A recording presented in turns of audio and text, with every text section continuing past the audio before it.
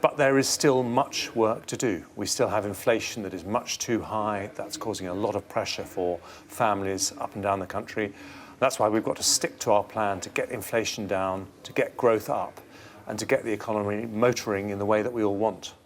The UK remains the only G7 country in which the quarterly measure of GDP has not recovered to its pre-COVID level.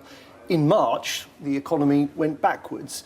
When will we get back to where we were 3 years ago?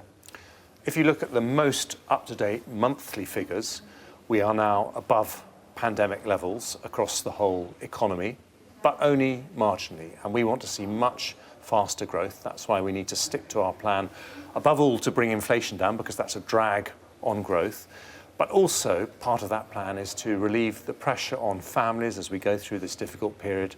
That's why we've increased this month the national living wage to its highest ever level. We're doing big payments to help people with their electricity bills.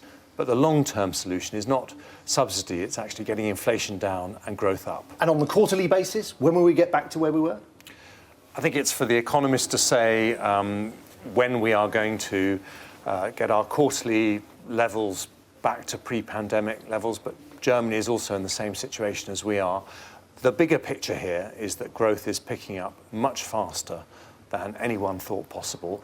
That's encouraging. The International Monetary Fund, who are here in Japan with me, say that the British economy is on the right track.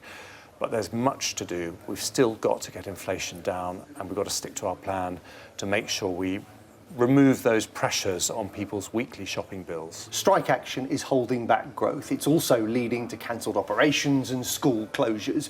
When will you resolve these disputes?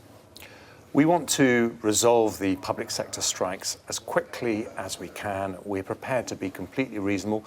We will talk about anything except measures that will entrench high inflation, because the root cause of the anger of the people who are striking at the moment is that the cost of their weekly shop has gone up by more than their salary. And we don't want to be here in a year's time having the same discussion. So it is challenging for everyone as we see when interest rates go up. But it's the right thing to do, because if we bring down inflation, we can restore the value of people's pay packets and stop people having to worry about prices going up.